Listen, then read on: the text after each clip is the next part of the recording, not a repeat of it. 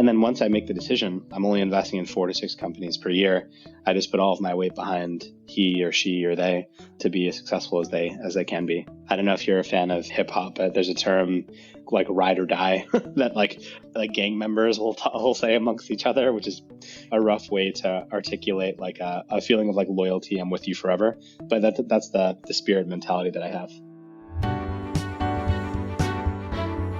You are listening to The Sure Shot Entrepreneur, a podcast for founders with ambitious ideas. Venture capital investors and other early believers tell you relatable, insightful, and authentic stories to help you realize your vision. Welcome to The Sure Shot Entrepreneur.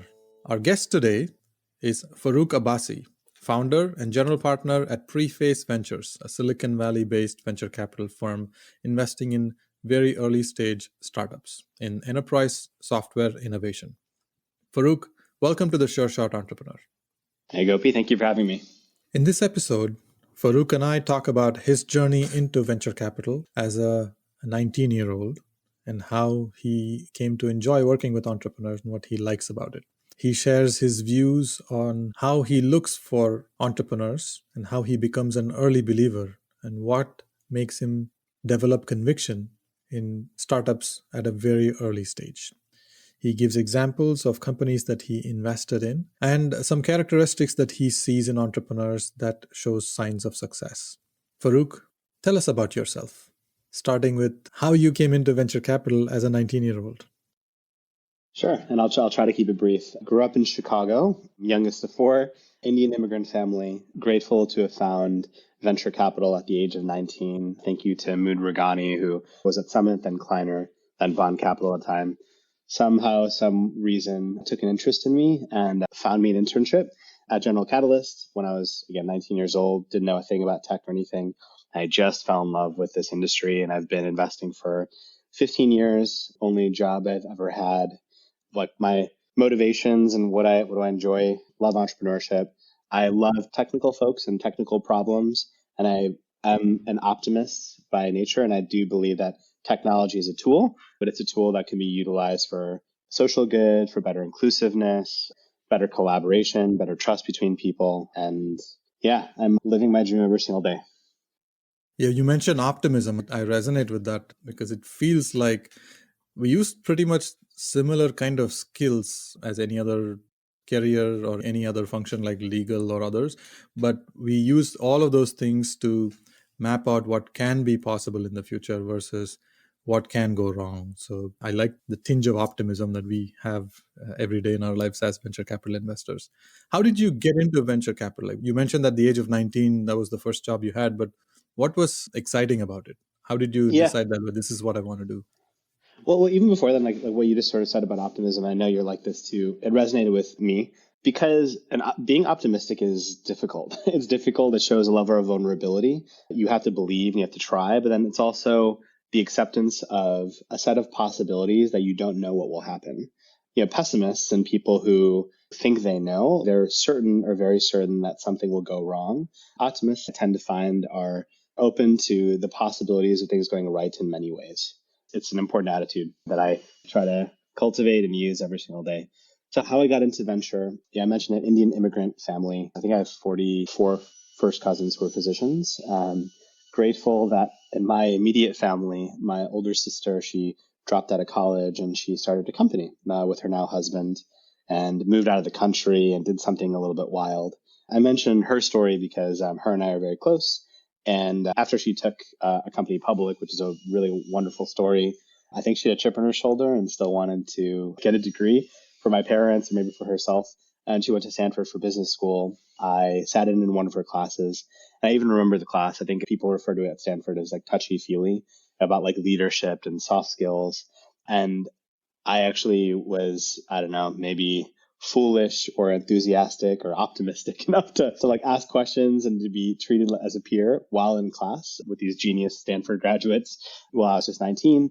And yes, someone there just took an interest in me, and I'm really grateful to Mood for showing me an industry that's changed my life and makes me happy every single day. So that was my first internship, and I just basically, straight out of college, I worked at a VC fund, kind of just showed up and said, hey, give me work, I'll do anything. I help portfolio companies. Initially, I helped various investment teams in healthcare and enterprise and cybersecurity. And I just kind of found my niche in being the first check in ex-VPs, engineering and product to build something at a big company like a Netflix and Oracle or IBM. And when they spin out, I support them in the ways that they should be supported. I've been doing that for all of my career, now with Preface too. Besides optimism, what do you like the most about being a VC? Oh, it's such a delight to be able to learn, and the barrier to learning is not that high. People want to have conversations. Idea flow is pretty free. And it's just wonderful that I can talk to a founder, even just in an hour conversation, understand his or her motivations for what they want to do and why. From a personal level, the connections that you make are just so special. They're almost like familial. You can ask people about like how they grew up and why they're building this business, and did someone not believe in them? Did they parents not love them or love them too much? Was there kind of like a underdog mentality, or did they feel like they had customer empathy and they wanted to just solve this thing? If they didn't solve it, they'd go crazy. It's fun to have that kind of personal familial connection with a bright person, but also just to be a student of markets and be able to ask a founder and say like, hey, like, okay, interesting. You believe that multi-cloud developer security compliance is the way. Why haven't you gone and tried, I don't know, container security instead? Or why haven't you thought about identity and access management as another cut to that to solve the security problem? And it's a healthy kind of Socratic debate around what technical solution can solve a problem that matters. I just can't think of any other industry, I mean, their job that enables you to have that level of personal connection, connectivity, and low barriers to learning, and then eventually helping people. What a dream. I mean, I'm sure you remember Gopi, like the first person that believed in you and your career. Like I live that almost every single day where I find these founders, and I'm sure you have the same feeling where you get to be an early believer in someone. It's just so delightful. Yeah, being an early believer, it's an honor to have the opportunity to support a founder and believe in them before the rest of the world does. And we get the chance to see them, hear the story. And like you mentioned, in this profession, we get to see the whole person. We get to hear about their families, we get to hear about their passions and their hobbies, their visions, their dream for the future, their fears, and why they do what they do. And of course, the business aspects also. What kind of companies do you invest in? So there's an archetype in Silicon Valley of founders like Mark Zuckerberg and Jeff Bezos and Bill Gates. And what's tough is like these folks were young, some of them were dropouts, they came from a certain background. There's an archetype of founder. So you ask what kind of company, but I usually start with the founder. I love to work with people who are capable. It does not matter if they are male, female, immigrant, not immigrant, young, old, but capable. And what I tend to find are the most capable people and founders that fit with me are VPs of product and VPs of engineering who solve a problem internally at a big company.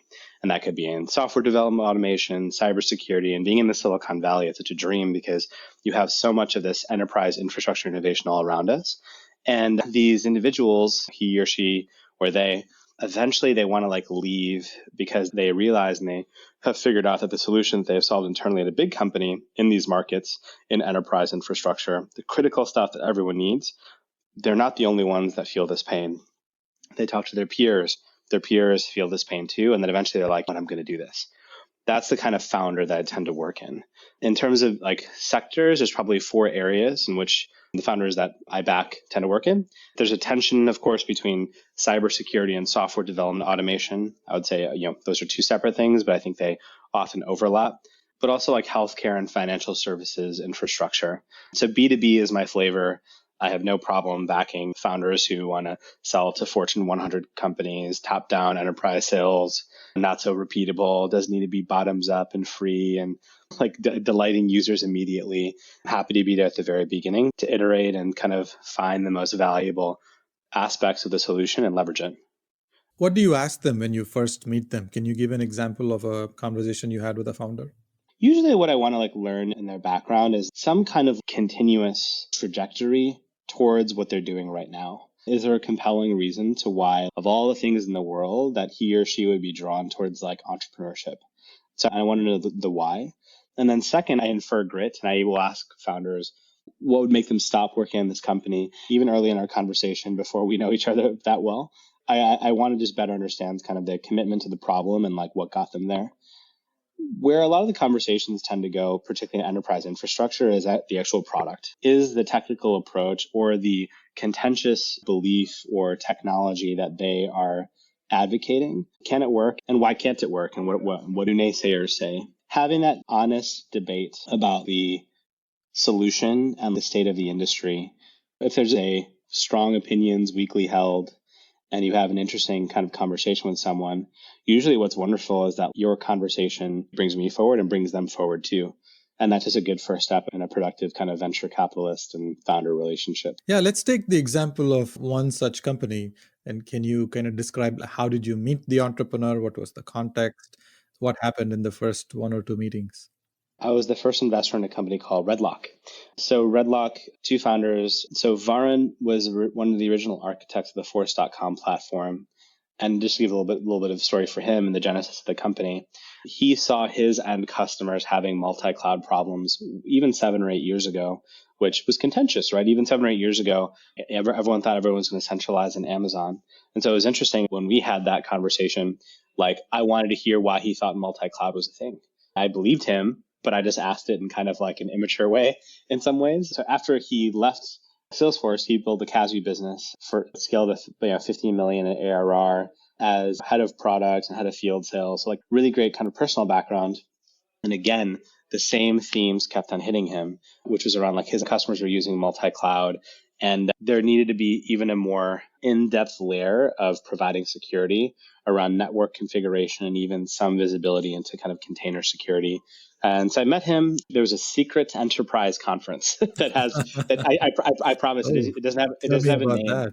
Yeah, exactly. It actually doesn't even happen anymore. But it was like somewhere is in Santa Clara, and I kid you not, we just went to have a drink together. I wouldn't say it was a bar because it was still like 1 p.m., but we were like going to get like water at the same time.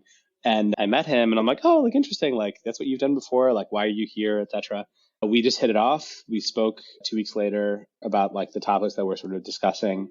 I loved him. I thought he was an incredible leader, technical, commercial, asked great questions, was a good listener, solicited feedback. And fast forward, him and Gaurav built a company. In 3 years, sold it to Palo Alto Networks for a healthy 6 figures. Didn't raise that much money. I'm just really, really happy with how things worked out. What are some things that entrepreneurs like Varun and Gaurav, what do they do to make it easy for you to get to know them, get to know their business? Good question. I think being open to answering difficult questions. Because realize that the VC desire is not to like poke holes in your business and to appear more intelligent or more discerning. And I think those types of folks do exist in the world, but the best venture capitalists, I think, ask questions to bring both people forward to a shared common goal, shared understanding, illuminating risks around their companies in a way that's not being attacked or requires the entrepreneur to be defensive.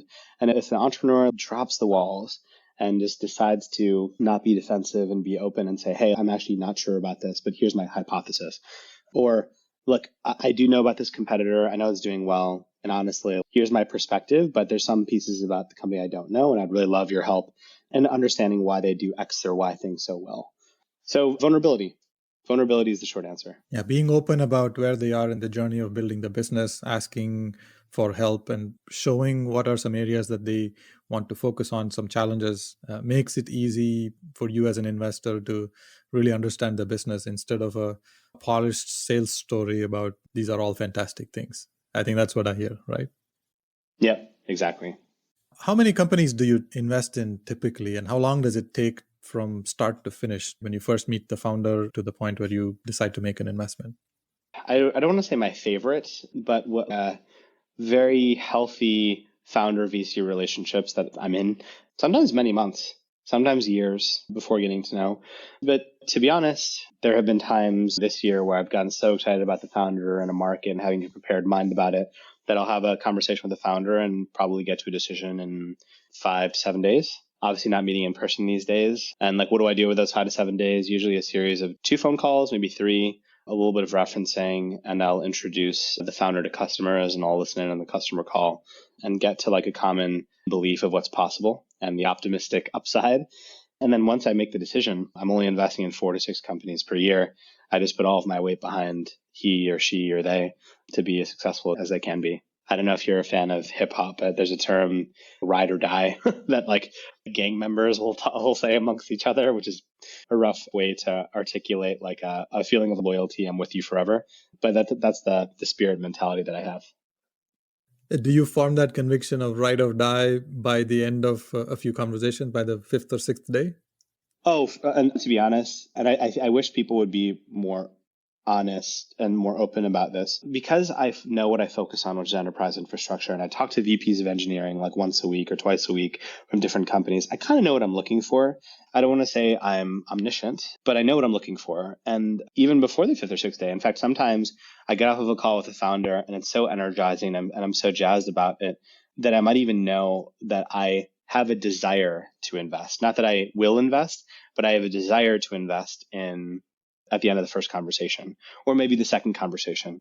But desire doesn't mean action, right? So then I have the desire. I'm like, okay, got it. Like I want to invest, but in order to invest in an honorable, ethical, intelligent way, which will drive good returns to the endowments and nonprofits and people who entrust money to me, I need to do good work. And so what I want to know is that, is there enough evidence and can I uncover enough about the business and the market and the upside case and the downside case to feel comfortable with the risks and the core risks and to graduate that desire to investing.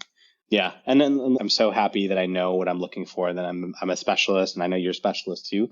It's just easier. You're also a better partner for founders. Now, I think the way you describe it, it's like a process of falling in love with the business. It's a gradual process, but there's always a moment where you flip from 0 to 1, and then the journey continues. You get more and more involved with the company, and at some point, investment discussions also start. So, what's your advice to founders raising money? What's the right amount of money to raise? How much is too much, or how much is too little? Sure. The short answer is it depends. It depends, certainly, but I tend to believe that after a founder has spent the money, and let's say 18 months runway or 20 months runway, there's usually like 2 or 3 things that they need to accomplish. I would say at the seed stage, it's like, do they have an ability to hire and attract and retain talent and good talent?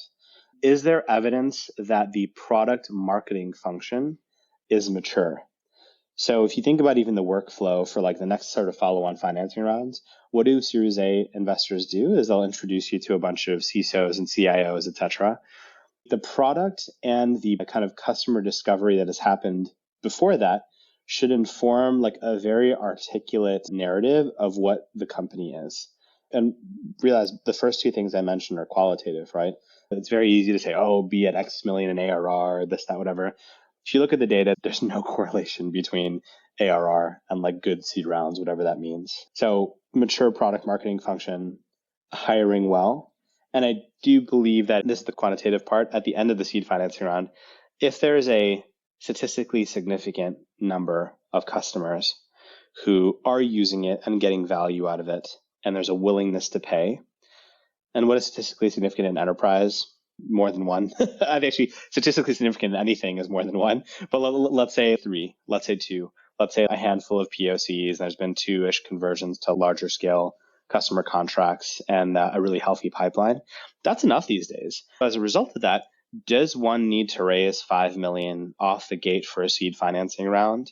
Unfortunately, if they need an extension, it has to be done at the same price because the price was too high from the get-go. That's not what you want. Work backwards from those like 2 or 3 kind of core goals, at least enterprise infrastructure and software, and then we should be good. What do you think, Gopi? Yeah, in the past, before COVID and everything, it was possible for companies to raise a little bit and stay out for like 9 months. If they have 9-month runway, there's a possibility to raise another round of funding, and I could help them. I had the confidence that I could. But now I think it's getting to a point where it helps to be more conservative and raise for 18 months of runway, raise a little more so you can forget about fundraising for a period of time. I don't have the confidence that I can just push through and try to help them with fundraising easily unless they have some strong metrics. So to achieve those metrics, they need to put some distance between the current round of funding and the next round of funding, and put their focus on the business. So that's what I have experienced, and having 18 to 24 months of runway is helpful. Yep. Raising too much is also a problem, but raising too little is often the problem that I see. Unlike in consumer, I think in enterprise, like seed extensions are super common, and they're not necessarily like terrible. So let's say a founder has been in business for 16 months.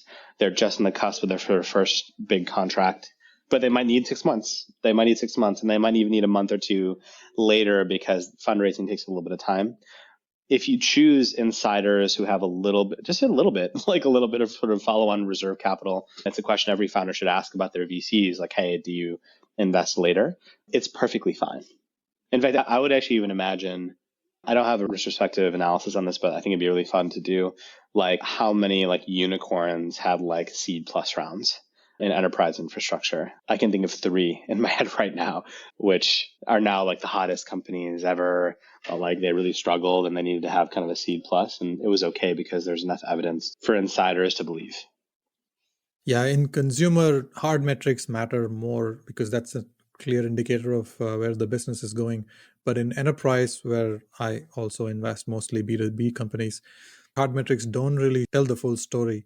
The qualitative piece on why a customer signed on, or why they decided to renew, or how did the company go from POC to contract, all of those conversations are important. That tells a full story about the business. So seed extensions can be more easily achieved in this space in B2B and enterprise area, because the story is more than just the numbers.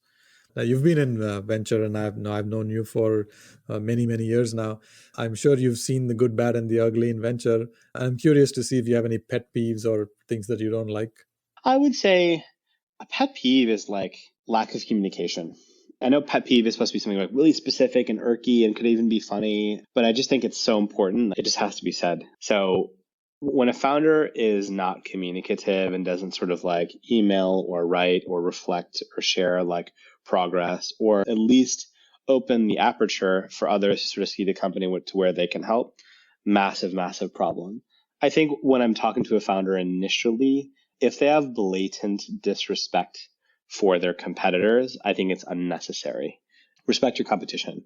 Respect your competition for being out of market before you, having more capital, having a larger marketing budget, but realize where their weaknesses and their areas of vulnerability are.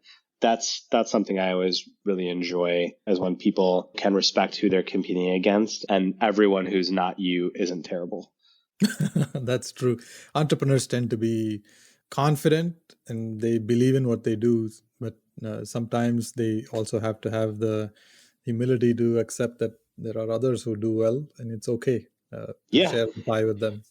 And these markets are really big. And like, yes, I know there's all this data around like the winner takes 80% and someone else takes 20%, et cetera. But like, I think markets are kind of ever changing, and the exact market you're in today might change tomorrow. And there's so many opportunities to be successful in M&A also, which happens more often than IPOs.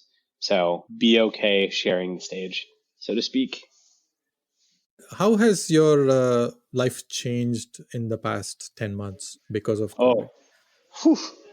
So much. So much. Well, I mean, like for one, I launched Preface as a sole GP, and I had the first close on February 23rd.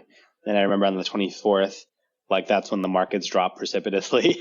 And so it's funny, like I've been in a personal like whirlwind of a journey in fundraising and investing. And I've invested in my own for many years, but having kind of a dedicated sole GP vehicle with a slightly larger check size, it's different from before, but it's preferable. I travel a lot and I enjoy traveling. I've invested a lot in companies with remotely and remote diligence without having dinners and looking them in the eye and shaking their hands, because there's other ways to get to the answer. So that actually has been pretty similar. How's my life different? Less hugs.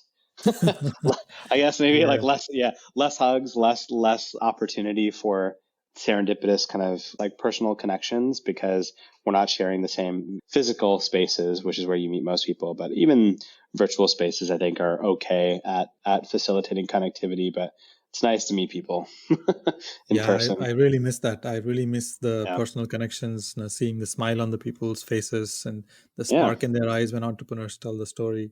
I I miss don't live get to see music. that. Yeah, I yeah, miss that's live true. music. These are all really privileged things to say. And like, I'm grateful to be comfortable and happy and family's healthy and all these sort of things. I really look forward to getting back to normal. And I'm grateful that there are scientists and people in the pharmaceutical industry and the healthcare industry and policy that are like working hard to get this done. I want to switch to the next part of the episode where I ask you about community involvement. Is there a nonprofit organization you are passionate about? Definitely. There's one specific I'll mention, which is diversity VC. Many people know that our industry is not very diverse. A lot of Caucasian males, a lot of people who their relatives are in the industry and they all went to the same schools. They went to Stanford, they went to Harvard. Diversity VC was founded in London. I was one of the founders of the organization to get people of different backgrounds into the industry. And so how do we do that is by analyzing everyone's sort of all these larger traditional funds, like what is their breakdown by investment partnership, and then not on the investment team and investment committee vote, which is sort of harder to discern given everyone's a partner these days, which is probably difficult for founders to discern. But male, female, socioeconomic background, education background, what they studied, and every year we publish a report that shows like how diverse each firm is. Secondly, we have what's called a diversity standard, where different venture capital firms will kind of go through an audit and analysis that we'll perform with the partner to sort of say like, hey, like you do the right things.